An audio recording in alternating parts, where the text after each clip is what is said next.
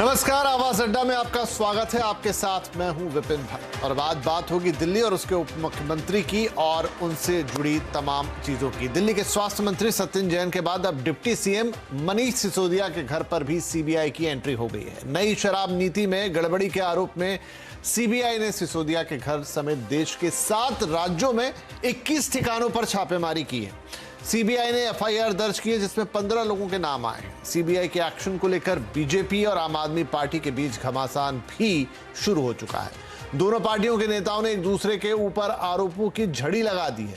आम आदमी पार्टी का कहना है कि बीजेपी केजरीवाल की लोकप्रियता से डर गई है, इसलिए सीबीआई को आगे कर रही है। वहीं बीजेपी केजरीवाल और शराब माफिया के बीच मिली भगत का आरोप लगा रही है। बीजेपी का कहना है कि अब सिसोदिया का जेल जाना तय है। शराब नीति घोटाले को लेकर क्या दिल्ली में कोहराम और बढ़ेगा? आज आवाज अड्डा में इसी पर होगी विस्तार के साथ चर्चा, लेकिन पहले देखिए रिपोर्ट।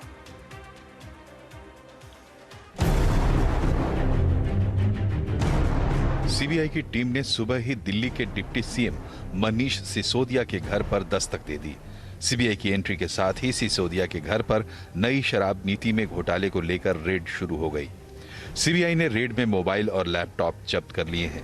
सीबीआई की छापेमारी दिल्ली समेत 7 राज्यों में 21 जगहों पर एक साथ हुई।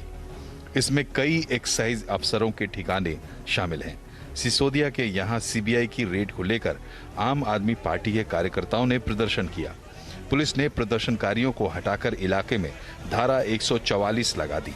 सिसोदिया ने ट्वीट करके कहा कि वो कट्टर ईमानदार हैं और सीबीआई की जांच में पूरा सहयोग देंगे। उन्होंने कहा कि शिक्षा और स्वास्थ्य के क्षेत्र में अच्छे काम रोकने की कोशिश हो रही है। दिल्ली के मुख्यमंत्री अरविंद केजरीवाल ने बीजेपी पर हमला करते हुए कहा कि उनके मंत्रियों के यहां पहले भी रेड पड़ चुकी है, लेकिन वो रुकेंगे नहीं। कई झूठे केस कर चुके मनीष जी के ऊपर, मेरे ऊपर कई बार रेड कर चुके, सत्येंद्र जैन पे, कैलाश गहलोत पे, हमारे कितने लोगों पे ये लोग रेड कर चुके, कुछ नहीं मिला, अभी भी कुछ नहीं मिलेगा। तो सीबीआई अपना काम कर रही है, उसे घबराने की जरूरत नहीं है। सीबीआई को हम अपना काम करने दें। उनको ऊपर से आदेश हैं कि भाई इनको तंग करना है, ऊपर से आदेश हैं, अड़चने अड़ाओ। अड़चने आएंगी, काम नहीं रुकेगा। सिसोदिया के घर सीबीआई की रेड के बाद आम आदमी पार्टी और बीजेपी के बीच जुबानी जंग छिड़ गई है। बीजेपी ने पंजाब चुनाव से पहले शराब माफिया और केजरीवाल के बीच डील का आरोप लगा दिया, तो आपने भी गुजरात में नकली शराब और एमसीडी के टोल टैक्स में झूठ को लेकर बीजेपी को घेरा। लोग तो ये कह रहे हैं कि शराब नीति इसलिए आनन फानन में लाए थे क्योंकि पंजाब में चुनाव हुआ और पंजाब के चुनाव से पहले शराब माफिया और आम आदमी पार्टी की बहुत बड़ी डील हुई थी। और वो डील यही थी, डील ये थी कि तुम हमें फायदा पहुंचाओगे तो हम भी आपको पंजाब के अंदर आम आदमी पार्टी के चुनाव में मदद करेंगे। गुजरात के अंदर शराबबंदी है, सैकड़ों लोग जहरीली नकली शराब से मर रहे हैं। गुजरात के हर गांव के अंदर और हर शहर के अंदर फोन करो, शराब उपलब्ध है। इतना बड़ा नेटवर्क चल रहा है। आपने कभी सुना कि सीबीआई और ईडी की जांच हो रही हो, छापे पड़े हो? नहीं होगी, क्योंकि वो भारतीय जनता पार्टी के लोग हैं। अमेरिका के न्यूयॉर्क टाइम्स अखबार में दिल्ली के शिक्षा मॉडल की तारीफ में छपे लेख पर भी दोनों पार्टियों के बीच तू मैं हो गई। केजरीवाल ने कहा कि दिल्ली के शिक्षा मॉडल की तारीफ दुनिया भर में हो रही है, लेकिन बीजेपी इसे केजरीवाल सरकार का विज्ञापन बता रही है। न्यूयॉर्क टाइम्स के फ्रंट पेज पे आने के लिए दुनिया के सभी देशों के प्रधानमंत्री, राष्ट्रपति मतलब बेचैन रहते हैं कि हमारा नाम, हमारी फोटो आनी चाहिए। वहां पे मनीष सिसोदिया जी की फोटो छपी है आज कल के न्यूयॉर्क टाइम्स के अंदर। इस खबर का मतलब यह है कि मनीष सिसोदिया को भारत, दिल्ली का नहीं, देश का नहीं, दुनिया का सबसे अच्छा शिक्षा मंत्री घोषित किया गया एक तरह से। ये दोनों अखबार का फोटो है, एक है न्यूयॉर्क टाइम्स, एक है खलीज टाइम्स। दोनों में जो रिपोर्टर है एक ही रिपोर्टर है, वर्ड टू वर्ड सेम लिखा हुआ है, एकदम सेम पिक्चर। सारे अखबारों में एक ही स्टोरी लगेगी और वर्ड टू वर्ड सेम लिखा जाएगा और एक ही पिक्चर होगी, तो उसको क्या मानेंगे? उसको तो ऐड ही मानेंगे। आम आदमी पार्टी ने केजरीवाल की बढ़ती लोकप्रियता को लेकर भी बीजेपी पर निशाना साध दिया है, लेकिन बीजेपी का कहना है कि केजरीवाल भ्रष्टाचारियों को बचा रहे हैं। नरेंद्र मोदी जी को रात में नींद नहीं आती, उनको सिर्फ एक ही चिंता लगी रहती है कि कैसे केजरीवाल को रोकना है, कैसे शिक्षा मॉडल को रोकना है, कैसे स्वास्थ्य को मॉडल को रोकना है। लेकिन मोदी जी, मैं आपको बताना चाहता हूं, ना अब केजरीवाल आपसे रुकने वाले हैं, ना शिक्षा का मॉडल रुकने वाला है और ना ही स्वास्थ्य का मॉडल रुकने वाला है। मुद्दा है शराब के ठेकों का, शराब के ठेकों में हुए भ्रष्टाचार का, और इस विभाग के मंत्री हैं मनीष सिसोदिया जी। शराब के ठेकों में दिल्ली में भयंकर भ्रष्टाचार हुआ। अरविंद केजरीवाल और मनीष सिसोदिया की सांठगांठ सामने आई। दिल्ली सरकार ने नवंबर 2021 में नई आबकारी नीति लागू की थी। इसके तहत दिल्ली के 32 जोन में शराब की 850 दुकानें खुलनी थी। दिल्ली सरकार के राजस्व बढ़ने का भी दावा किया गया था, लेकिन सिसोदिया पर आरोप है कि उन्होंने नई आबकारी नीति के जरिए शराब ठेकेदारों को अनुचित लाभ पहुंचाया। टेंडर के बाद शराब ठेकेदारों के 144 करोड़ रुपए माफ किए गए। कोरोना के बहाने लाइसेंस फीस भी माफ की गई। मुख्य सचिव की रिपोर्ट के आधार पर दिल्ली के उपराज्यपाल ने सीबीआई जांच की सिफारिश की थी। सवाल ये है कि क्या दिल्ली में नई आबकारी नीति के जरिए शराब माफिया को गलत तरीके से फायदा पहुंचाया गया? क्या केजरीवाल और शराब माफिया के बीच सांठगांठ है? क्या बीजेपी केजरीवाल की बढ़ती लोकप्रियता से घबरा गई है? केंद्र सरकार पर सीबीआई और ईडी के गलत इस्तेमाल के आरोप लगते रहे हैं। ऐसे में सीबीआई के एक्शन को भ्रष्टाचार के खिलाफ सख्त कार्रवाई के रूप में देखना चाहिए या फिर विपक्षी पार्टियों को कमजोर करने के तौर पर? तो ढेर सारे सवाल हैं और वो इस डिबेट में हम उठाएंगे, और इसके लिए चर्चा में हमारे साथ कुछ खास मेहमान शामिल हो रहे हैं। आम आदमी पार्टी के प्रवक्ता आदिल खान इस चर्चा में शामिल हैं, बीजेपी की प्रवक्ता अनुजा कपूर, कांग्रेस की प्रवक्ता राधिका खेड़ा, वरिष्ठ पत्रकार सतीश के सिंह, सत्य हिंदी के फाउंडर आशुतोष और राजनीतिक विश्लेषक शिवम त्यागी। आप सभी का बहुत बहुत स्वागत है। तो आदिल खान साहब, आपसे शुरुआत की जाए। सिसोदिया जी के घर पे छापे पड़े हैं और अब ये है कि आज दिन भर हमने देखा प्रेस कॉन्फ्रेंस चलती रही, आपकी भी बीजेपी की तरफ से भी जवाब तो अब होता रहा। क्या कहेंगे आप इस पर, इस कार्रवाई के ऊपर? और बात ये की जा रही है कि अब अगर कुछ गलत किया है तो उसकी सजा मिलेगी। देखिए, निश्चित तौर पर जो सीबीआई की अभी जांच चल रही है मनीष सिसोदिया जी के घर पे, वो पूरी तरीके से राजनीति से प्रेरित जांच है। भारतीय जनता पार्टी अरविंद केजरीवाल जी के शिक्षा मॉडल से, अरविंद केजरीवाल जी के स्वास्थ्य मॉडल से पूरी तरीके से डरी हुई है, पूरी तरीके से घबराई हुई है। आज जब दुनिया के सबसे प्रतिष्ठित अखबारों में से एक न्यूयॉर्क टाइम्स ने अपने फ्रंट पेज पर दिल्ली के शिक्षा मॉडल की तारीफ की है, दिल्ली के सरकारी स्कूल के बच्चों की फोटो छापी है, दिल्ली के शिक्षा मंत्री मनीष सिसोदिया जी की फोटो छापी है, ये पूरे देश के लिए गर्व की बात होनी चाहिए थी। पर आज के दिन नरेंद्र मोदी जी ने, केंद्र सरकार ने जिस तरीके से सीबीआई भेजकर, हताशा में, निराशा में जिस तरीके से सीबीआई भेजकर और जांच करवा रही है, मुझे लगता है इससे ज्यादा शर्मनाक इस देश के लिए कुछ नहीं हो सकता। जिस शिक्षा मंत्री को अवार्ड मिलना चाहिए, जिस शिक्षा मंत्री को पद्मश्री का अवार्ड मिलना चाहिए, जिस शिक्षा मंत्री को नवाजा जाना चाहिए अवार्डों से, शिक्षा मंत्री के घर पर सीबीआई की रेड डाली जा रही है। ये पूरी तरीके से दिखा रही है कि भारतीय जनता पार्टी पूरी तरीके से डरी हुई है। भारतीय जनता पार्टी जानती है कि आने वाले 2024 में अरविंद केजरीवाल मोदी जी के खिलाफ देश के अंदर खड़े होने जा रहे हैं। भारतीय जनता पार्टी पे डर है कि अरविंद केजरीवाल नरेंद्र मोदी जी को परास्त करने जा रहे हैं। इस खौफ से, इस डर से भारतीय जनता पार्टी आम आदमी पार्टी के उच्च शिक्षा मंत्री के घर पे सीबीआई के छापा डाल रही है, तो जिसने दिल्ली आप के ठीक लाखों है, बच्चों की जिंदगी को सवार। ठीक है आदिल साहब, आप एक तरफ कह रहे हैं कि उनकी फोटो छपी है न्यूयॉर्क टाइम्स में और बहुत उनकी प्रशंसा की गई है, और ये उसी समय ये छापे की कार्रवाई हो रही है और बीजेपी ये सब कुछ डर के कर रही है। लेकिन अगर हम आबकारी नीति की बात करें, आपका कहना है उसमें कुछ गलत नहीं हुआ, कुछ गड़बड़ नहीं थी और वो सब कुछ सही था, सिर्फ ये एक कार्रवाई इसलिए हो रही है क्योंकि डर है बीजेपी के अंदर। देखिए विपिन जी, अगर ये शराब नीति के खिलाफ जांच हो रही होती तो 27 साल से भारतीय जनता पार्टी गुजरात में शासन कर रही है। गुजरात के अंदर हर गांव में आपको डुप्लीकेट शराब, जहरीली शराब मिल जाएगी। आपको एक साल पे गुजरात के अंदर शराब की व्यवस्था हो जाएगी।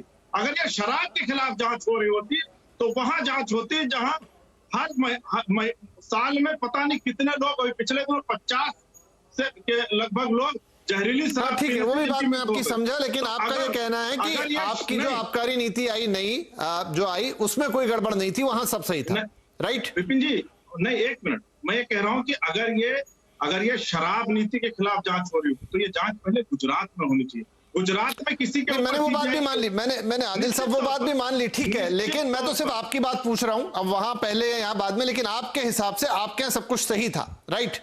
निश्चित तौर पर। ठीक है, गॉट योर पॉइंट सर।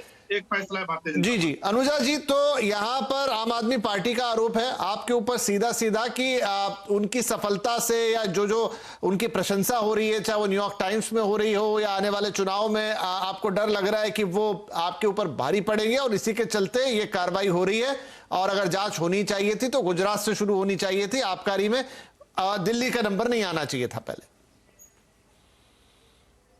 आपको नहीं लगता कि कितनी हंसने वाली बात थी इन्होंने अभी बोली? इनके पूरे एमएलए, इनके सीएम ये सिर्फ मजाक का ही काम करते हैं, डायरेक्टर बन जाते हैं, कभी कार्टूनिस्ट बन जाते हैं, कभी इनको खुद को नींद आनी बंद हो जाती है, इनके लोगों की अचानक सीबीआई की जैसी रेड शुरू हो जाती है, इनकी याददाश्त खो जाती है, इन्हें खुद ही याद नहीं आता कि हमने क्या काम किया, हमने क्या जुमला किया है, क्योंकि इतना झूठ बोला क्या पेट में पचेगा कैसे? इतना लोगों को बेवकूफ बनाया। अरे ये तो सोचो, लोग ये भी तो देख रहे हैं कि कोरोना काल के अंदर आप लोगों ने लोगों की जानें ना बचाई। आपने क्या किया? आपने शराब नीति ले आए। कमाल के सीएम है। हम तो वेलफेयर सोसाइटी के लिए काम करते हैं, वेलफेयर नीतियां लाते हैं। आपने तो बड़ी वेलफेयर नीतियां लाए हैं सर। ऐसा काम आपने किया कि अब आप खुद अपने शिकंजे में फंस गए। अरे ये तो बताइए आप, ये जो 500 करोड़ की आपके अरविंद केजरीवाल की और मनीष सिसोदिया जी की जो 60 गांठ वो किसने करी है?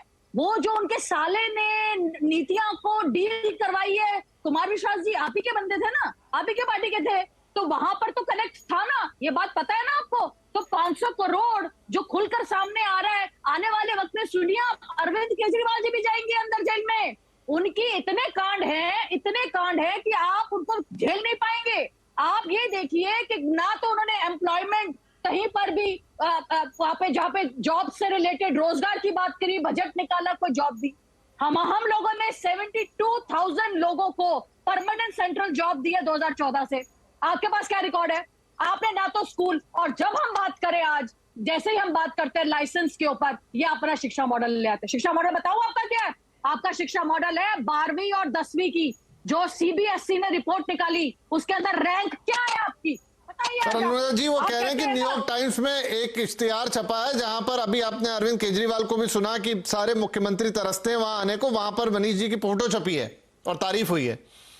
अरे आप सुनिए, आप ही के इनकी सब चीजों की जो बातें हैं, हमने सब खोल कर हमने भी पीसी करके बताई है कि वो same article, same photo, same आदमी दिखता है। और उसकी वहां पर मुझे ये समझ में नहीं आया, या तो ये बेवकूफ है या ये लोगों को, दुनिया को बेवकूफ समझते हैं। आप बताइए, कोई भी आर्टिकल, मेरे इतने आर्टिकल छपते हैं पर किसी और के नाम से छपते हैं, और हर जगह पर मैं इतने अखबार पढ़ती हूँ, मैंने तो आज तक कभी एक साथ में 2 पिक्चरें साथ में नहीं देखी। मुझे समझ में नहीं आता कि इनका जो पीआर एजेंसी है उसको थोड़ी सी तो पढ़ाई कर लो। ये तो सोच लो कि न्यूयॉर्क टाइम जो हिंदुत्व के खिलाफ, फार्मर्स के खिलाफ, जो हमारे कश्मीर के खिलाफ, इन सबको न्यूयॉर्क टाइम्स, ठीक है, आज तो पार्टी की तरह बात कर। जी अनुजा जी, आज हमारे पास काफी बड़े बड़े पत्रकार हैं, ये थोड़ा न्यूयॉर्क टाइम्स वाला हम उन पे लेकर जाएंगे बाद में, क्या इतना आसान है न्यूयॉर्क टाइम्स में इस तरह से इश्तिहार दे देना है, जो भी चीजें हैं वो हम उनसे भी पूछेंगे। लेकिन बहरहाल मैं अब जाता हूं अपनी कांग्रेस की प्रवक्ता के पास जो हमारे साथ है आज, राधिका जी, क्योंकि अब सीधे तौर पर तो इसमें आपकी पार्टी का कोई लेना देना नहीं है, लेकिन चूंकि राजधानी दिल्ली की बात है, वहां की राज्य सरकार और फिर केंद्र सरकार के बीच की बात है, आपका इस पे क्या टेक है? एक तरफ तो यह है कि आम आदमी पार्टी कह रही है कि भाई ये हमारी सफलता से घबरा गए या आगे चुनाव में इन्हें हमसे डर लग रहा है। बीजेपी का आरोप है कि अगर आपने गलत किया है और ढेर सारी बातें अभी आपने सुनी ली तो फिर आपको क्यों ना इसके लिए दंड मिले और क्यों आप सीबीआई के छापे से घबराएं। देखिए प्रॉब्लम क्या है ना, जो भारतीय जनता पार्टी है उन्होंने अपने विरोधियों के खिलाफ जिस तरीके से सीबीआई हो, ईडी हो, हर अपनी एजेंसी को, जो कॉन्स्टिट्यूशनल एजेंसीज थी जो निष्पक्ष जांच करती थी, उनको अपना थर्ड आर्म बनाकर उनको इस्तेमाल करना अपने विरोधियों, ऑपोजिशन पार्टीज के ऊपर ऐसे करना शुरू किया है कि जब वो सच्चाई में कुछ रेड करते हैं या कोई तथ्यों पे करते हैं तो वो शक के घेरे में आ जाते हैं। इतनी बार उन्होंने अपने विरोधियों के ऊपर सीबीआई कभी छोड़ देते हैं, कभी ईडी छोड़ देते हैं, कि अगर कोई असलियत आती भी है सामने और ऐसी सामने प्रमाण भी आएंगे तो उससे पहले वो शक के दायरे में चले जाते हैं और लोगों को उनपे से विश्वास उठ गया है। इसीलिए कहा जाता है कि बार बार बिना किसी कारण अगर आप ऑपोजिशन के ऊपर इन कॉन्स्टिट्यूशनल इंस्टीट्यूशंस को, आप इन एजेंसीज को छोड़ेंगे। देखिए मैं आपके बीच में देखिए ये मैं बहुत सभ्य डिबेट करती हूँ। अच्छा प्लीज बोलिए कि मेरे बीच में किसी ने नहीं बोली पार्टी के ऊपर जो मैं ऐसी डिबेट नहीं कर सकती। ना सीएनबीसी आम आदमी पार्टी जब कांग्रेस के बारे में बात करती है तो वो ये कहती है कि जो सीबीआई ने जो किया और ईडी ने जो किया, मुझे मेरे बोलने का समय मिलेगा। अरे आपका तो पत्ता साफ है, आप बीच में क्यों बोल रहे हैं? अनुजा जी ये किस तरीके की सभ्य डिबेट? अनुजा जी उन्हें बोल लेने दीजिए, उनको बोल लेने दीजिए, फिर आपके पास भी आएंगे, उनको बोल लेने दीजिए। इतनी बौखलाहट क्यों है? इतनी बौखलाहट उसी में होती है जिसकी दाढ़ी में तिनका होता है और इनकी दाढ़ी में तिनका ही भरा हुआ है। लेकिन देखिए ये फिर बीच में बोल रहे हैं। अच्छा अनुजा जी मैं रिक्वेस्ट कर रहा हूँ, प्लीज अनुजा मैम बोल लेने दीजिए, फिर आपके पास आ जाऊंगा दोबारा। नहीं है जहाँ पे आप इतनी जोर जोर से चिल्ला रही है, बीच में सुनने की क्षमता रखिए। अब बात आती है कि क्या हो रहा है, आम आदमी पार्टी क्या कर रही है। देखिए शिक्षा और शराब दोनों एक ही साथ, एक ही जबान से साथ नाम नहीं लिया जा सकता। एक ही बार में आप कहे शिक्षा और शराब, ये नहीं किया जा सकता और यही आम आदमी पार्टी कर रही है। ये देश के भविष्य को खराब करने का काम कर रही है, दिल्ली के भविष्य को खराब करने का काम कर रही है। ये कौन है? ये फोटो मैं आपको दिखा रही हूं, ये कौन है मनीष सिसोदिया के साथ? कौन है ये? अगली फोटो एक और दिखाती हूँ, ये केजरीवाल साहब के साथ कौन है? ये वही लोग हैं जो सारा माफिया पकड़ा जा रहा है। ये कौन है? इनके लोकसभा, इनके राज्यसभा सांसद के साथ कौन है? ये वही लोग हैं जो दिल्ली का शराब माफिया चलाते हैं, जिन्होंने लाखों करोड़ों रुपए आगे रिश्वत दी है। और आप अब कहते हैं कि हमें एक अखबार के अंदर हमारे बारे में आ गया, तो क्या एक अखबार में आपके बारे में कुछ तारीफ के पुल आ गए? हम समझ सकते हैं 1600 करोड़ रुपए ये खर्च करते हैं सालाना, और इतना पैसा ये खर्च करे जा रहे हैं, करोड़ों अरबों रुपए खर्च कर रहे हैं, जो देश की जनता के लिए इस्तेमाल होने चाहिए, जो दिल्ली की जनता के लिए इस्तेमाल होने चाहिए। वही जनता जिसको आपने सांस के लिए तरसा दिया था जब कोरोना हो रहा था। आपकी इंपॉर्टेंस के लिए आपकी चीजें क्या है? आपको दिल्ली की जनता की जान की फिक्र है? गली गली कोने कोने में आपने पहले शराब के ठेके खोल लिए। कहीं आपने आज तक ऐसा सुना है 1+1 ठेके पे शराब मिल रही है, 1+1 शराब की दुकान पे मिल रही है, 50% डिस्काउंट? आप ये क्या पॉलिसी लेकर आए थे? क्या हो क्या रहा था? किसको फायदा पहुंचाने के लिए इस तरीके से हर गली नुक्कड़ में, हर घरों के बीच में दिल्ली में लोगों ने कंप्लेंट करी कि हर जगह शराब की दुकानें मशरूम्स की तरह उठ के आ गई। ये किसको फायदा पहुंचाने के लिए पैसा जो इतना इकट्ठा किया? ठीक है मैं इससे आदिल जी से जवाब लेता हूं, फिर मुझे अपने दूसरे मेहमानों के पास भी जाना। आदिल साहब, ये बात भी बार बार उठी कि ये जब कोरोना काल के पीक में थे तब आप ये पॉलिसी लेकर आए, पॉलिसी लाए भी, फिर 8 दिन बाद उसको विड्रॉ भी कर लिया। उसका भी क्या कारण है वो आप बताइएगा। और उसमें यह था कि शराब की दुकानें जितनी थी उससे बढ़ाकर शायद 3 गुना के आसपास पहुंची और तमाम 10 तरह की बातें। आबकारी नीति बनाना हर सरकार का उसका अधिकार है, हर राज्य सरकार ये करती है, ऐसा नहीं कह रहा हूं कि सिर्फ आपकी राज्य सरकार, लेकिन क्या रहा कि उसमें बार बार इतने परिवर्तन किए गए? देखिए विपिन जी, सुबह से हम लोग टीवी देख रहे हैं और सुबह से भारतीय जनता पार्टी के प्रवक्ता, इनके राष्ट्रीय प्रवक्ता, इनके सारे नेता सिर्फ एक चीज बता रहे हैं कि शराब नीति में बड़ा भ्रष्टाचार हुआ, शराब नीति में बड़ा भ्रष्टाचार हुआ। एक भी प्रवक्ता, एक भी नेता सुबह से ये नहीं बता पाया कि आखिर भ्रष्टाचार हुआ क्या है। जी। मैं बताता हूँ भ्रष्टाचार किसे कहते हैं। भ्रष्टाचार वो है जो गुजरात के अंदर जहरीली शराब पिलाकर आप 50 लोगों की जान ले लेते हैं। भ्रष्टाचार वो है कि गुजरात के अंदर भ्रष्टाचार के 10,000 करोड़ की ड्रग्स पकड़ी जाती है। देखिए विपिन जी इनको चुप करा दीजिए, ऐसा नहीं होगा, ऐसा नहीं चलेगा, ऐसे डिबेट नहीं होती है। आप 30 सेकंड में फिनिश कीजिए, मैं उनका जवाब ले लेता हूँ। भ्रष्टाचार वो है जो गुजरात के अंदर अडानी के पोर्ट से 10,000 करोड़ की ड्रग्स बरामद होती है, उस पर कोई सीबीआई की जांच नहीं होती है।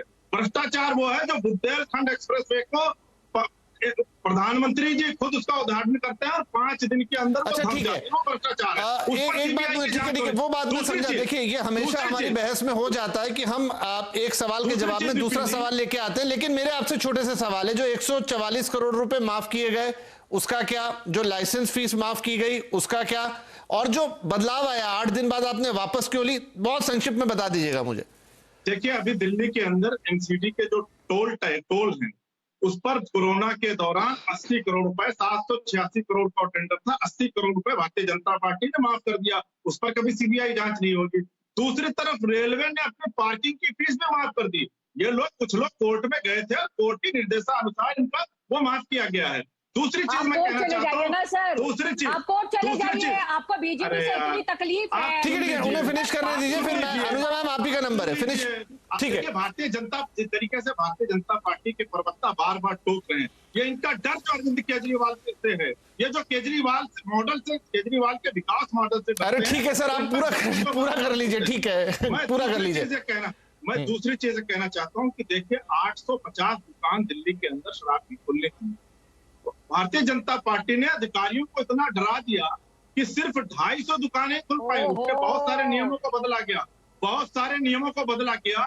तो अब भाजपा ये चाहती है कि दिल्ली के अंदर भी गुजरात की तरह अवैध। चलिए ठीक है, हो गया सर, ठीक है। अनुजा जी क्विकली आप अपना रिप्लाई दीजिए, फिर मुझे अपने पत्रकार बंधुओं के पास जाना, काफी देर हो गई है। हाँ जी अनुजा जी, कितना ही कॉमेडी शो की तरह ये बोलते हैं, कितना गा गा के बोलते हैं। इनको ये इनसे पूछे, मनीष सिसोदिया जी ने ऐसी छाती ठोक ठोक के फाड़ के बोला था ना कि हमें तो इतना 3500 करोड़ का हमें फायदा होने जा रहा है, 6000 करोड़ का फायदा होने जा रहा है।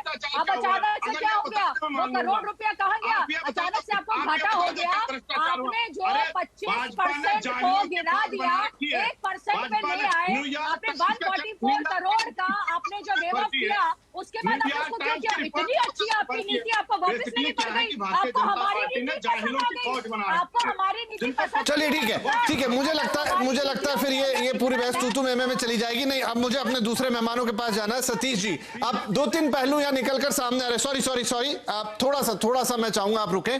सतीश जी 2-3 पहलू यहां पर निकल के आ रहे हैं। एक तो ये कि ये बार बार न्यूयॉर्क टाइम्स वाली बात आ रही है, उसका क्या नहीं है, आर्टिकल छपा, ये हुआ, कोई कह रहा इश्तिहार है, वो कह रहे हैं कि नहीं देखिए इतनी तारीफ हो रही है, नंबर 1। नंबर 2 कि वाकई में अगर यह घोटाला है और सीबीआई इस पर छापे मार रही है, तो हमें इसके बारे में ज्यादा बात करनी चाहिए कि क्या वास्तव में घोटाला, क्योंकि मुझे कहीं से सुबह से शाम हो गई ये नहीं दिखा कि उस पर क्या है। बस चूंकि इनका कहना है कि वो हमसे डर गए, उनका कहना है कि ये वहां पर आर्टिकल छपवा रहे अपनी तरफ से, ये सारी बातें हो रही है। मुझे बताइए सर कि क्या न्यूयॉर्क टाइम्स जैसे अखबार में पैसे देकर फ्रंट पेज पे आर्टिकल छपवाना इतना आसान काम है, ये आपको ज्यादा मालूम होगा। नहीं, मुझे मालूम तो नहीं है, लेकिन इतना जरूर मालूम है कि इसमें इस तरह का इश्तिहार शायद आता होगा, लेकिन ये खबर छपवाना तो हमको नहीं लगता, ये तो नामुमकिन क्या, इम्पॉसिबल चीज है, इम्पॉसिबल चीज है जो नहीं आता हो सकता। दरअसल मैं थोड़ा आपके आज डिबेट को हल्का कर दूं, बहुत लंबे समय बाद देख रहा हूं कि भारतीय जनता पार्टी और कांग्रेस के प्रवक्ता जो है एक ही तरह की बात बोल रहे हैं, आज दोनों टूट पड़े हैं। हम नहीं जाएंगे कि इसमें मामला है क्या, क्योंकि हमारा काम थोड़ी ना है, हमारे पास कोई तथ्य नहीं है, मैं अदालत तो हूं नहीं, ना कोई जांच एजेंसी हो, वो उनका काम है तय करना, वो देखी जाएगी, वो अपना डिफेंस करेंगे। लेकिन एक बात जरूर कहना चाहूंगा, और ये शायद हो सकता है कि लगे कि ये पक्षपात पूर्ण भी हो, लेकिन है नहीं ऐसा। ये बात बिल्कुल सही है कि आज के दिन में जांच एजेंसियों की विश्वसनीयता पर सवाल खड़े करने का कारण जो है विपक्षी पार्टियां ढूंढ ले रही, और उसका कारण क्या है ये सबको पता है। तो ये जो एक मुद्दा आ गया है, उसमें तो कोई भी चाहेगा, कोई भी कहेगा तो ऐसे ही कहेगा कि भाई इस तरह के छापे पड़ते हैं और बहुत सिलेक्टिव होते हैं, तो उसका तो एक इसी तरह से प्रतिवाद करने का ये हो गया है। हर जगह की भी यही बात है। ठीक है। तो अब एक पक्ष और बात बोल रहे दीजिए कि देखिए ये क्या है कि एजुकेशन मॉडल को आशुतोष जी आपके साथ बैठे हुए हैं, वो भी आप पार्टी में रहे हैं, तो एजुकेशन और हेल्थ मॉडल को ये लोग प्रचार तो बहुत करते हैं और बहुत लगातार मैं एक हफ्ते से देख रहा हूं कि इसका प्रचार बहुत जबरदस्त तरीके से चल रहा है। हमको तो लगता है कि आज सुबह में अरविंद केजरीवाल जी इसी का प्रचार करने की सोची होगी और तब तक जो है सुबह 7-8 बजे कितना बजे आई डोंट नो, वहां पर ये रेड लग गई। तो बात यहाँ राजनीति, जांच, पोजिशनिंग, एडवर्टाइजिंग, ये सब के साथ जुड़ा हुआ है। इसलिए हम अभी हमसे आप टिप्पणी मांगेगा तो मैं कैसे बता दूं भाई कि इसका तथ्य क्या है, कैसे हम बता सकते हैं? हमसे गलत सवाल। नहीं, ठीक है, आपकी भी बात ठीक है सर। ठीक है, मैं आशुतोष जी के पास जाता हूं। आशुतोष जी, एक बात जो सतीश जी कह रहे हैं और अभी दोनों पार्टियां भी यहां पे कह रही है कि ये एक सिलेक्टिव अप्रोच है, कि वो सारा का सारा मामला, मैं आपके पास भी आ जाऊंगा अनुजा जी इसका जवाब लेने के लिए, कि विपक्षी खेमों की तरफ ही ऐसा लगता है कि ईडी हो गया, सीबीआई हो गया, उसका पूरा फोकस उधर है। नहीं, मुझे नहीं लगता विपिन इसमें किसी तरीके की कोई संशय होना चाहिए। अगर आप देख लें तो किस तरीके से विपक्षी नेताओं को, विपक्षी पार्टियों को लगातार निशाने पर लिया जा रहा है, तो ये अपने आप में साबित करता है कि दरअसल आज की तारीख में एजेंसी का किस तरीके से इस्तेमाल हो रहा है और उनका इस्तेमाल सिर्फ और सिर्फ विपक्षी नेताओं के खिलाफ क्यों हो रहा है। अगर आप उठा के देखें तो भारतीय जनता पार्टी के कितने नेताओं के खिलाफ जांच पड़ताल हुई है, भारतीय जनता पार्टी जुड़े हुए लोगों के खिलाफ कितनी जांच पड़ताल हुई है और कितने लोग जेल के अंदर हैं, और उनकी अगर लिस्ट आप बना लें तो आपको बिल्कुल स्पष्ट हो जाएगा। देखिए, दो चीजें बहुत स्पष्ट हैं। पहली बात यह कि ये जो न्यूयॉर्क टाइम्स वाली जो खबर कही जा रही, मैं सतीश जी की राय से पूरी तरीके से सहमत हूं कि ये जो भारत के अंदर जो परंपरा है पेड न्यूज की, बहुत पहले प्रेस काउंसिल ऑफ इंडिया ने एक रिपोर्ट छापी थी और उसमें हिंदुस्तान के बहुत बड़े बड़े अखबारों के ऊपर यह आरोप लगा था और गंभीर आरोप लगा था। और सतीश जी और हमारे जैसे लोगों को मालूम है कि वो कौन से अखबार हैं, लार्जेस्ट सर्कुलेटेड हैं या स्मॉलेस्ट सर्कुलेटेड हैं, उन सब अखबारों के यहाँ कैसे पेड न्यूज की खबरें छापी जाती हैं, कैसे सरकार के कहने पर वो फ्रंट पेज पर, आखिरी पेज पर खबरों को छापते हैं और बेशर्मी के साथ छापते हैं। इसमें कोई दो राय नहीं, बहुत बेशर्मी के साथ अखबारों को छापते हैं। तो आप न्यूयॉर्क टाइम्स को उस कैटेगरी में रखने की कोशिश ना करें। न्यूयॉर्क टाइम्स सिर्फ हिंदुस्तान का नहीं, उसने पेंटागन पेपर्स का जब मामला 1973 में आया था तो रिचर्ड निक्सन जैसे बेहद पावरफुल राष्ट्रपति की धज्जियां उड़ा दी थी उसने, और न केवल धज्जियां उड़ा दी थी बल्कि राष्ट्रपति को इस्तीफा देना पड़ा था। ये वो अखबार है। तो वहां की एक परंपरा है। अभी जब डोनाल्ड ट्रंप राष्ट्रपति बने तो जिस तरीके से रोज उनके संवाददाता जो है वो राष्ट्रपति की से सवाल पूछा करते थे, हम तो सोच ही नहीं सकते। यहाँ पे हमारे यहाँ जो हालत आज की स्थिति में है कि यहाँ के रिपोर्टर्स, यहाँ के संपादक, यहाँ के मालिक साष्टांग दंडवत है, उनकी रीढ़ की हड्डी गायब हो चुकी है। वो प्रधानमंत्री सवाल पूछने से डरते हैं, वो देश के गृह मंत्री सवाल पूछने से डरते हैं, वो यहाँ के पार्टी उनसे सवाल पूछने से डरते हैं। तो कृपया करके ये जो आर्टिकल है ये बाईलाइन आर्टिकल है और जो खलीज टाइम्स का दिया जा रहा है वो एक तरीके से मिथ्या प्रचार किया जा रहा है। आज की तारीख में न्यूयॉर्क टाइम्स के आर्टिकल हिंदुस्तान में इंडियन एक्सप्रेस में भी छपते हैं, टाइम्स ऑफ इंडिया में भी छपते हैं, अमर उजाला में भी छपते हैं, बाकी लोकल एडिशन में भी छपते हैं। उनकी एक सिंडिकेट एजेंसी है जो खबरों को, आर्टिकल्स को, ओपेड आर्टिकल्स को बाकायदा जो सब्सक्राइब करता है, उसका पेमेंट करता है, वो अखबार छापने के लिए छापते हैं उसको और नीचे लिखते हैं कि न्यूयॉर्क टाइम्स के। खलीज टाइम्स में जो कहा जा रहा बरबटी में, नीचे अगर आप देखेंगे तो साफ तौर पे लिखा गया है सिंडिकेटेड बाय न्यूयॉर्क टाइम्स। तो ये जो प्रचार किया जा रहा है कि खलीज टाइम्स को भी पैसा दे दिया गया, कृपया करके हम अपने प्रेस पर, अपने मीडिया पर, अपने अखबारों पर शर्मसार हो लें। हमें तकलीफ होनी चाहिए कि यहाँ किस तरीके की पत्रकारिता हो रही है, उसको दुनिया में बताने की कोशिश ना करें। ठीक है, ये आप दोनों वरिष्ठ पत्रकारों से इसीलिए सवाल था। शिवम त्यागी, मैं आपके पास आ रहा हूं, लेकिन यहां पर अब एक मुद्दा यह है कि ठीक है, बहुत अच्छा काम किया शिक्षा में, अखबार में छपा, तारीफ हुई, विदेशों तक तारीफ हुई, लेकिन आज का जो मुद्दा है आबकारी नीति वाला, अगर उसमें कार्रवाई हो रही है तो क्या उसके लिए इस आर्टिकल की या इस काम की दीवार को खड़ा किया जा सकता है? दोनों अलग चीजें। देखिए, विपिन जी हो और चाहे राधिका जी हो, अनुजा जी हो, आदिल जी हो, सतीश जी हो, आशुतोष जी हो और मैं हूं, ये तो आज इस देश के लिए बहुत खुशी का दिन है, बहुत बड़ा दिन है। हमारे दिल्ली के ही नहीं, देश के ही नहीं, दुनिया के सबसे बड़े शिक्षा मंत्री का लेख छपा है और इस हिसाब से तो वो इस दुनिया के सबसे बड़े शिक्षा मंत्री हो जाते हैं। ये तो बहुत खुशी का दिन है। आप इस तरीके से विपिन जी सवाल पूछकर इस खुशी को छोटा क्यों कर रहे हैं? माफ कीजिए, लेकिन ये सवाल बड़ा आउट ऑफ कॉन्टेक्स्ट है। तमाम लोगों ने अपनी अपनी राय रखी। पहली बात तो ये कि वो शिक्षा मंत्री अच्छे हैं, बुरे हैं, बहुत बुरे हैं या बहुत अच्छे हैं, इस बात का आपकी इस एक्साइज पॉलिसी से कोई लेना देना नहीं है। वो गांव में होती है ना माँ, जब किसी बच्चे का पहली बार स्कूल में टॉप करने के बाद वो अखबार में कटिंग आती है तो उसको लेके दिखाती घूमती है, देखो देखो देखो मेरा बच्चा टॉप पाया, मेरे बच्चे ने टॉप किया है, मेरे बच्चे ने टॉप किया है। वो टॉपर होंगे, लेकिन आज वो चोरी के मामले में रडार पर हैं।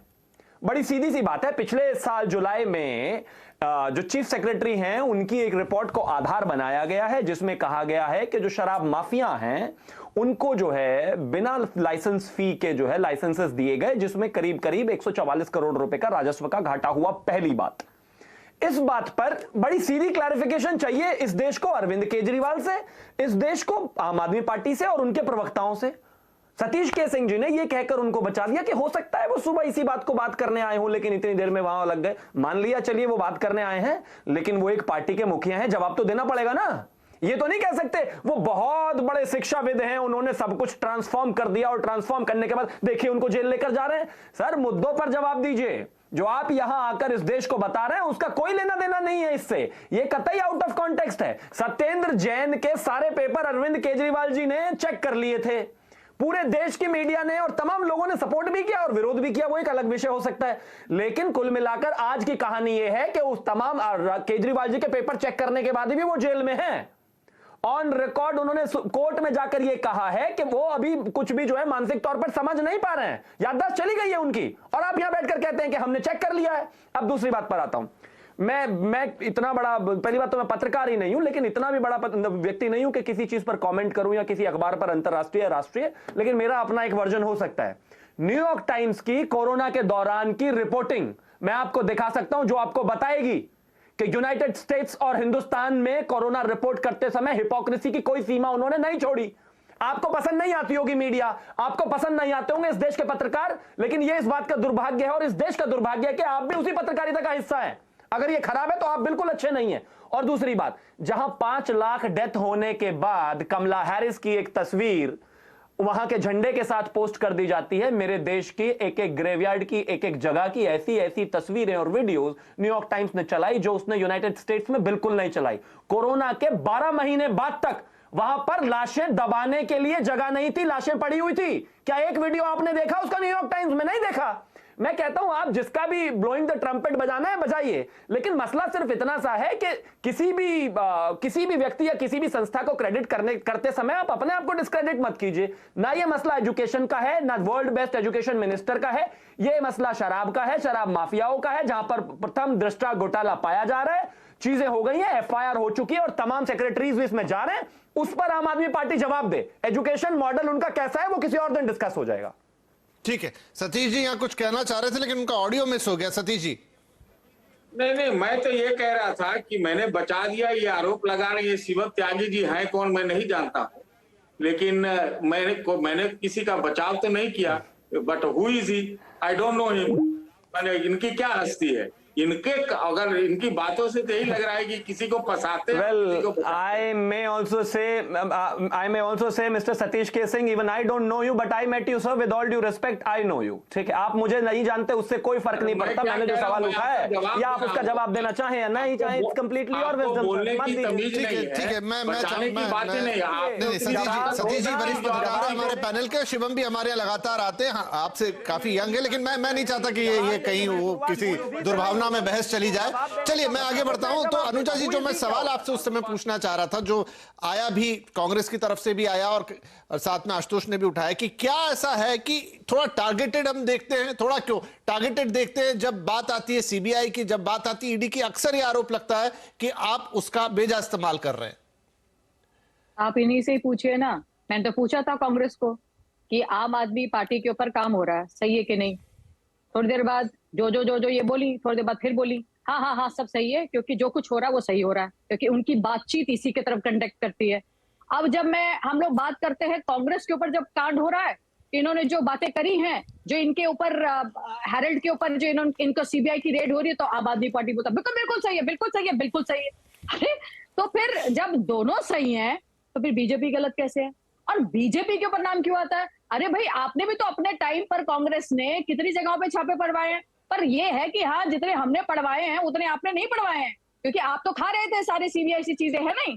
तो प्रॉब्लम कहां पर आ रही है कि सीबीआई और ईडी आज की डेट में अपने फ्री विल पर और जहां पर भी करप्शन होगा उसको बिल्कुल वहां जाकर जीरो टॉलरेंस पे काम करेगी। आपको पसंद आए, आपको पसंद ना आए, कोर्ट के दरवाजे हैं। Being a lawyer, I can tell you this, please go, you have a remedy, you have a relief, you have supreme court, you have high courts. Please जाइए, दरवाजे खटखटाइए, स्टे ऑर्डर लीजिए, यहाँ पर बैठकर अपनी इंटेलिजेंस को मेरे सामने डीमीन मत कीजिए। ठीक है। यहाँ पर राधिका खेड़ा जवाब देना चाह रही है। राधिका, देखिए, इस देश के हालात देखिए, आज जन्माष्टमी का उत्सव है, पूरा देश जब जन्माष्टमी मना रहा है, हम किस बात पे चर्चा कर रहे हैं यहाँ बैठ के? मैडम, शिक्षा मंत्री देखिए, ये बार बार जो इनकी बीमारी है ना बीच में बोलने की, ये पता नहीं क्या अपनी एजुकेशन के अभी दावे दे रही थी, इनको बिल्कुल भी तमीज नहीं है कि किसी के बीच में नहीं बोलना जाता। और मैं आपसे रिक्वेस्ट करूंगी इनको म्यूट करें, क्योंकि मैं ये तू मैं नहीं कर सकती। I am sorry, this is not the kind of debate. दोनों से निवेदन है, ठीक है, आप दूसरी बात लीजिए, फिर मैं उनसे सवाल पूछ लूंगा। जी बोलिए। ऐसे दिन पे जब पूरा देश भगवान श्री कृष्ण को याद कर रहा है, उनका जन्मोत्सव मना रहा है, हम किस पे डिबेट कर रहे हैं? एक शिक्षा मंत्री की ऐसी शिक्षा पर कि उनके ऊपर सवाल उठ रहे हैं कि वो शराब का किस तरह से मिसयूज कर रहे हैं और कैसे शराब से पैसे बना रहे हैं, कितना बड़ा स्कैम हो रहा है। और ऐसी पार्टी के ऊपर चर्चा कर रहे हैं जिनके एक मंत्री जो अभी जेल में बैठे हुए हैं, हिरासत में है, वो अभी तक पार्टी से निष्कासित नहीं किए गए हैं। यही जब क्या ऐसा फिर हमें देखने को मिलेगा कि सिसोदिया साहब के साथ अगर ऐसा कुछ होता है और साबित होती है चीजें, फिर एक और आपके मंत्री और डिप्टी सीएम देश दिल्ली के होंगे जिनको हटाया नहीं जाएगा उनके पद से। ये जो दोगली नीति है ना, बार बार जो आप लोग कहते हैं, आप लोगों ने जिस तरीके से, मैं फिर बोलूंगी, दिल्ली के भविष्य को गर्त में लेकर जा रही है आम आदमी पार्टी। ये कैसे शिक्षा मंत्री है जिनके ऊपर रेड भी तो देखिए ना, मुद्दा क्या है? शराब, जिसके ऊपर उनके यहाँ पे रेड पड़ रही है। हर चीज को हम साइड रख देते हैं। चलिए, कहते हैं आप तो विश्व प्रसिद्ध शिक्षा मंत्री है, लेकिन सवाल आप पे किस मुद्दे पे उठ रहे हैं? किस चीज के ऊपर आपके ऊपर करप्शन के आरोप है? शराब के ऊपर। ये शिक्षा आप देश के भविष्य को देना चाह रहे हैं। और बार बार मैं एक बहुत डंके की चोट पे बात कह के जाऊंगी आज इस डिबेट में कि जो लोग बार बार दिल्ली की पूर्व मुख्यमंत्री शीला दीक्षित जी के ऊपर आरोप लगाते थे, भ्रष्टाचार के आरोप लगाते थे, उस मुद्दे को बार बार बुन के यहाँ पे बैठे हैं सत्ता के अंदर। जिस मुद्दे पर इन्होंने अपनी पार्टी बनाई, निर्भया कांड के ऊपर, आज वो बिल्किस बानो के ऊपर भी चुप है। और आज जो बार बार शीला जी के ऊपर नाम लगाते थे इसके ऊपर कि वो करप्ट है, उनके ऊपर बार बार अलग अलग आरोप लगाते थे, आज उन्हीं के दो मंत्री देखिए क्या हालत हो रही है। एक जेल में बैठे और एक के यहाँ पे रेड पड़ रही है। बहुत बड़ी बड़ी बातें करते हैं केजरीवाल साहब जाके अलग अलग प्रदेशों में, जहां से पंजाब भी चला रहे हैं। मुझे अभी से तरस आ रहा है कि पंजाब जो पहले ही इतना परेशान है इन चीजों को लेकर, क्योंकि भाजपा ने और अकाली ने मिलकर वहां के युवाओं को भी परेशान किया था, ये अब वहां पे क्या करने वाले हैं? आदिल खान साहब से बहुत सारे जवाब हो जाएंगे यहाँ पे, काफी सारे आपने सवाल उठा दिए उनके ऊपर।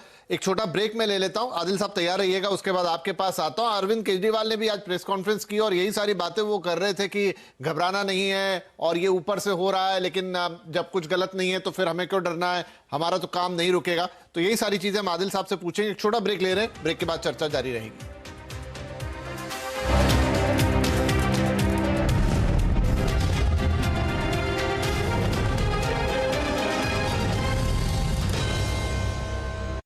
ये देख सारे प्लेयर की परफॉर्मेंस। काश म्यूचुअल फंड्स में भी ऐसा होता तो है ना, म्यूचुअल फंड सही है .com पर जा, वहाँ पे हर फंड का परफॉर्मेंस देखने मिल जाएगा, लेकिन सिर्फ 5 परफॉर्मेंस पे मत जाना। बात तो सही है। तेरे को दिखा था म्यूचुअल फंड निवेश बाजार जोखिमों के अधीन है। योजना से जुड़े सभी दस्तावेजों को ध्यान से पढ़ें। There are those who are always looking for what's next. Changing lanes, shifting modes, always in command. Sensing what lies ahead. That first scent of yet another success. The all-new Hyundai Tucson next drives now. Presenting Vito fans. Vito since 1967. Tambo Global is an industrial powerhouse having a dominant presence in the manufacturing of pipe support systems, fasteners, anchoring and equipment for industrial shipping, power and OEM installations. Exports to 33 countries with a daily production capacity of 20 to 25 tons. Already acquired land of 13,500 square meters to increase production capacity by 400%. Tambo Global Industries.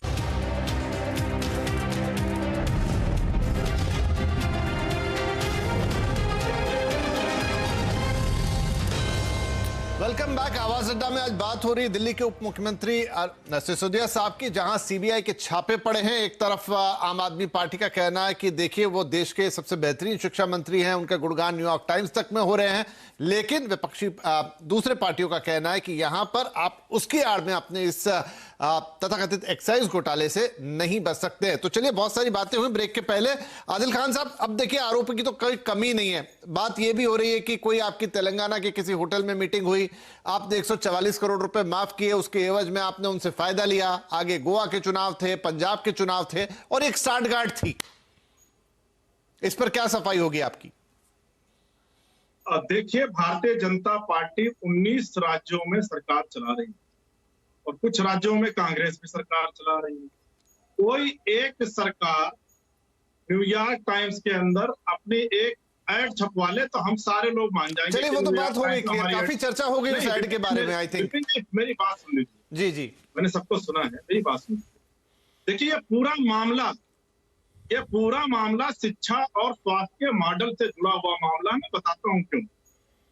जब America के पूर्व राष्ट्रपति की पत्नी हिंदुस्तान आती हैं और केंद्र सरकार के बुलावे पर आती है तो कहती है कि मुझे दिल्ली के सरकारी स्कूलों को देखना।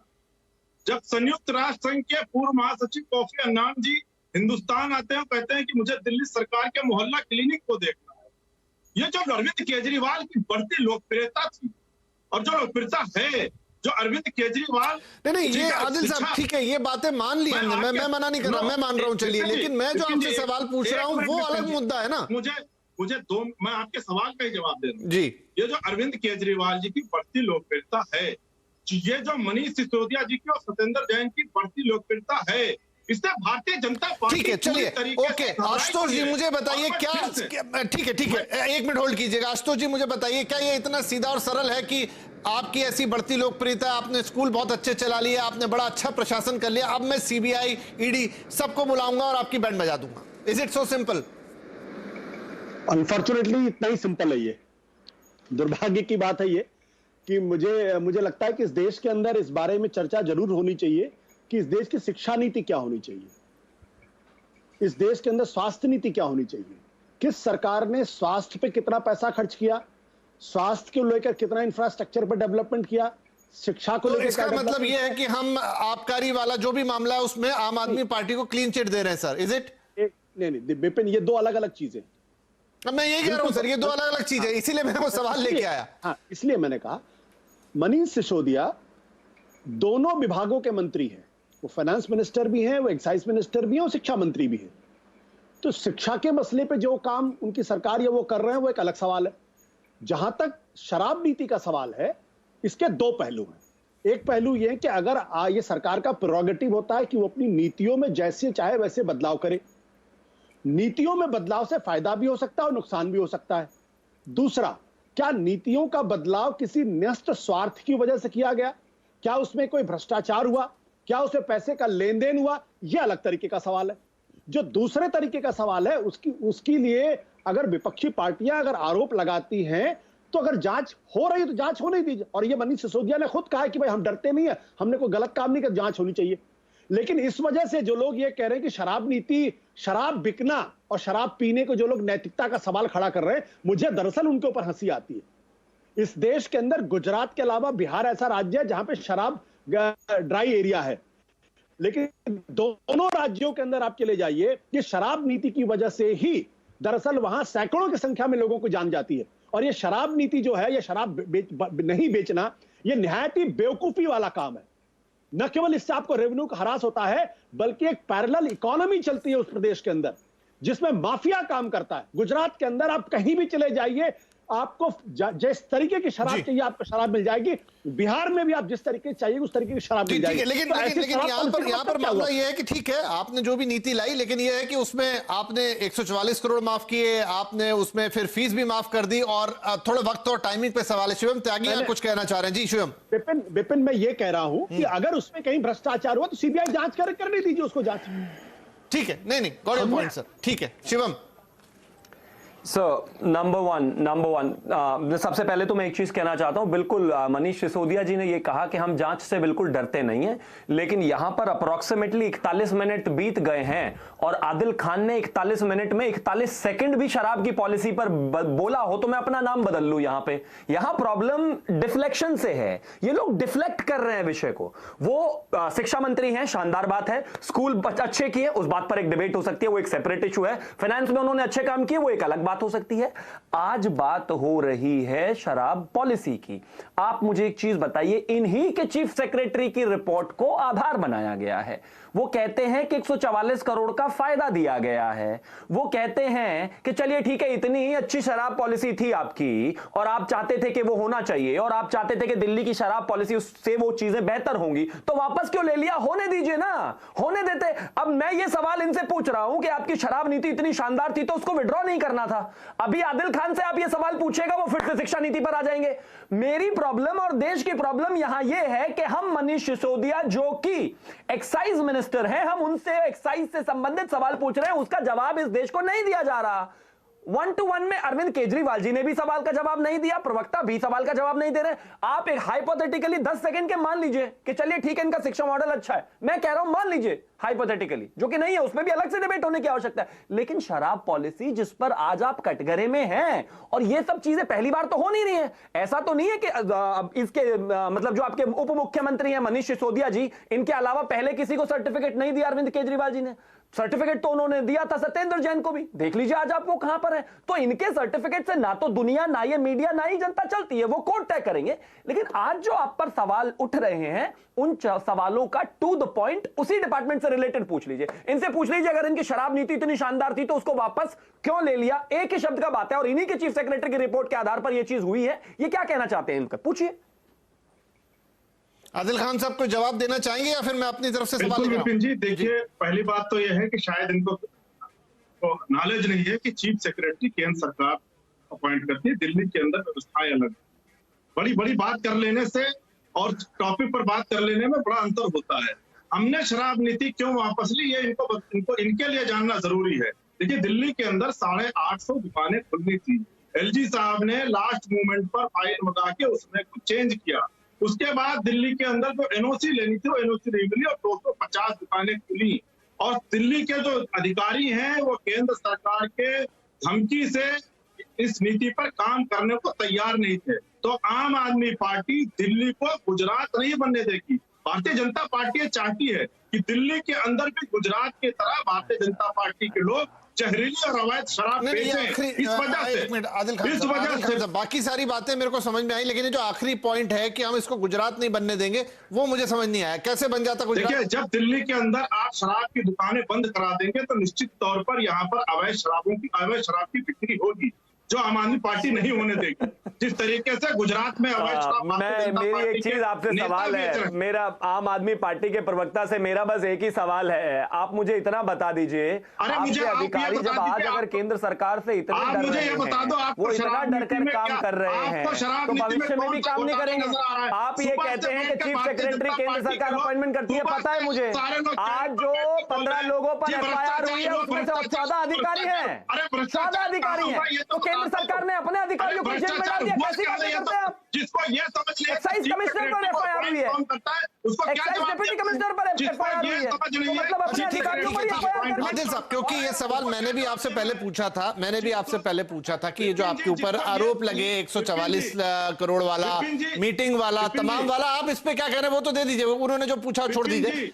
हाँ जी, जिसको ये समझ नहीं है कि नहीं, उनकी बात छोड़ दीजिए ना, कौन करता है, देखिए क्या जवाब देना है।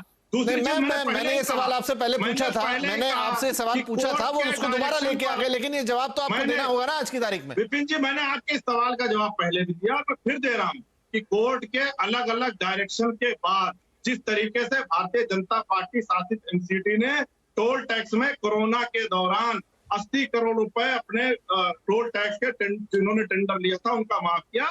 उसी तर्ज पर कोर्ट के डायरेक्शन के बाद ये पैसा कोविड के दौरान चूंकि दुकानें बंद थी, जिस तरीके से रेलवे ने अपने जो रिपोर्ट कहाँ है, दैट्स वेयर द प्रॉब्लम है। एक मिनट शिवम भाई, एक मिनट कोर्ट के डायरेक्शन के बाद वो आपने माफ किया है तो उसको मीडिया में लेकर आइए ना। दूसरी चीज मॉडल पर क्यों बात करते हैं आप? वो रिपोर्ट समय मेरे पास कम रह गया, समय मेरे पास कम रह गया, सुन नहीं पाऊंगा। आदिल साहब अपनी बात क्विकली खत्म कीजिए। मैं फिर से कह रहा हूँ कि इसमें इतना भारतीय जनता पार्टी इतना परेशान और डरी हुई क्यों है? आज जांच हो रही है, हम स्वागत कर रहे हैं जांच का। आपके पास ये बताने को नहीं कि भ्रष्टाचार कहाँ हुआ है। और मैं एक चीज पूछना चाहता हूँ आपके चैनल के माध्यम से कि 2014 के बाद से आज तक भारतीय जनता पार्टी के किसी एक नेता का नाम बता दीजिए जहाँ सीबीआई गई हो, जहाँ ईडी गई हो, जहाँ इनकम टैक्स गई हो। आज यद्रप्पा जैसे भ्रष्टाचार, आप सिलेक्टिव है, आपके किसी नेता, आपके राज्य की किसी सरकार पे ईडी और सीबीआई के कार्रवाई नहीं होती है। 2014 से लेकर ठीक है, गौड़े भाई। अनुजा जी सिर्फ एक नाम बता दीजिए। मैं सिर्फ इन्हीं से यही पूछने की कोशिश कर रही हूँ कि आप मुझे ये बताइए कि आपके पंजाब के अंदर आपने कितने लोगों को निकाला, निलंबित किया? सतेंद्र जैन, आपके हाईकोर्ट के हिसाब से सतेंद्र जैन को बोला गया है कि निलंबित कीजिए। आप मुझे ये बताइए कि गुजरात की बात चालू कर दी आपने, जब आप पंजाब में नहीं थे तो पंजाब आपके लिए चुप रहा था, फिर हरियाणा आपको चुपने लग गया। आप मुझे ये बताइए, सीबीआई की रेड हो रही है, अरविंद केजरीवाल ने बोला ना ये कि होने दो, मैं काम करता रहूंगा। अगर हमारी एक्साइज पॉलिसी इतनी गलत है, हमारी एक्साइज पॉलिसी के अंदर झोल है, तो आज अरविंद केजरीवाल उसी एक्साइज पॉलिसी को अच्छा ठीक है अनुजा जी, आदिल जी, मैं तो दोनों की बात नहीं सुन पा रहा हूं। ठीक है, मेरे पास समय भी बहुत कम बचा है, मैं सतीश जी के पास जा रहा हूं। सतीश जी मुझे बताइए, क्योंकि ये दो राजनीतिक पार्टियों के बीच का झगड़ा है और ये एक राष्ट्रीय स्तर के मुद्दे की बहस हो रही है। अब राजनीति के हिसाब से बात करें तो क्या आम आदमी पार्टी को इसका नुकसान होगा या एक सिंपैथी उनको मिलेगी? क्या बीजेपी को इसका नुकसान होगा या फिर जो भ्रष्टाचार के ऊपर कठोर कुठाराघात की बात हो रही है उस पर लोग ध्यान देंगे कि हां एक और जगह कार्रवाई हुई? क्या होगा? देखिए, अब इसमें होगा क्या मैं नहीं जानता। मैं इतना जरूर कह सकता हूं कि जब भी अगर आज के डेट में ऐसा होगा, और पिछले एक हफ्ता से अरविंद केजरीवाल क्या कर रहे हैं, मेक इंडिया नंबर 1 का कैंपेन लॉन्च करने में लगे हुए हैं। हर 2 दिन में वो गुजरात या 4 दिन में 5 दिन में जा रहे हैं, तो वो तो उसको स्पिन तो ही देंगे। ऊपर से न्यूयॉर्क टाइम्स में ये खबर छप जाती है, तो इस जो भी रेड है या जो भी है, जो पूछताछ है, उसको क्या स्पिन दिया जाएगा? अब एक बात ये हो सकती है कि अरविंद केजरीवाल ये कोशिश करेंगे। आदिल साहब सुनिए मेरी बात, सुनिए, आप सुनिए ना। अरविंद केजरीवाल कोशिश ये करेंगे यहाँ पर विक्टिम कार्ड खेल करके फिर जो है पोलराइज किया जाए बीजेपी वर्सेस आप। ये होगा, आगे होगा क्या मैं नहीं जानता। भ्रष्टाचार क्या छिपेगा? ये गलत बात है। हमने आपकी बात ध्यान से सुनिए। सतीश जी बोल रहे हैं तो सुन लीजिए ना। बोलिए सर। अब वो बात कर गए पूरी और उतना टाइम भी वेस्ट हो गया। देखिए, मैं कह रहा हूँ कि अरविंद केजरीवाल अपनी पार्टी के राष्ट्रीय संयोजक हैं। वो भारतीय जनता पार्टी के नेताओं से या उनके सहयोगियों से पूछ कर यहाँ वहां नहीं जाएंगे। तो वो बात तो वो कह भी नहीं रहे ना। आप उनको सिंगापुर जाने से रोक सकते हैं, जहां जाना है वो जहां है। गुजरात जाने से अरे नहीं, ये फिर यही होता है पॉलिटिकल डिबेट में। कई बार इतना ज्यादा आप अपनी तरफ ड्रिफ्ट कर जाते हैं ना कि बात का बैलेंस बिगड़ जाता है। नहीं विपिन जी, अभी उन्होंने कहा कि आप गुजरात चले जाते हैं। अरे अरविंद केजरीवाल जी, अरे भाई सतीश जी पत्रकार है, वो अपने अंदाज में ही तो बात कहेंगे। वो ये थोड़ी कह रहे हैं कि आपको जाइए। जाएंगे। दूसरी चीज मैं ये कह रहा हूँ कि देखिए, डर जो सबसे ज्यादा है जो अरविंद केजरीवाल जी ने लॉन्च किया, make India number 1, Bharatiya Janata party उस पर डर गई मोदी के खिलाफ। अब मैं ये कह दूं सर कि उन्होंने, मोदी जी ने जो 5 प्राण गिराए वहां से किले से आप डर गए, आपने तुरंत के तुरंत उनको कॉपी कर दिया। तो देखिए, ये तो राजनीतिक चीजें हैं। आपको सब लोगों को अपने ऊपर भरोसा रखना चाहिए। मोदी जी अपने ऊपर भरोसा रखेंगे, अरविंद जी अपने ऊपर भरोसा रखें। ये जनता चुनेगी कि उसको किसके साथ जाना है। कौन डर गया? ये नहीं डरा, वो डर गए होते तो इतनी राज्यों में सरकारें होती। 2 साल से केंद्र में सरकार चला रहे हैं, डर के चला रहे हैं 2 टर्म से। विपिन जी देखिए विपिन जी, अगर ये जो वहां देख के आए थे सीबीआई की नहीं, देखिए मुद्दा सुन लीजिए, मुद्दे में 2 ही 3 चीजें थी, बाकी सारी बातें बेकार है। कि सीबीआई की रेड होती है आपके यहाँ, आप कह रहे हैं कि वो बहुत अच्छे शिक्षा मंत्री, आर्टिकल छपा है। एक सवाल मौजूद ये भी है कि क्या सिलेक्टिव रेड्स होती है, ये उनके ऊपर जा रहा है। आपके ऊपर ये आ रहा है कि भाई हुआ है, आप कह रहे हैं कि हाँ हम हर चीज की जांच कराएंगे, कराइए, बढ़िया। आपने शिक्षा में अच्छा काम किया, बहुत अच्छी बात। यहां पे सवाल उठ रहे हैं तो आप उसके जवाब देंगे, और तो कोई मुद्दा है नहीं इसके अंदर, है तो बताइए।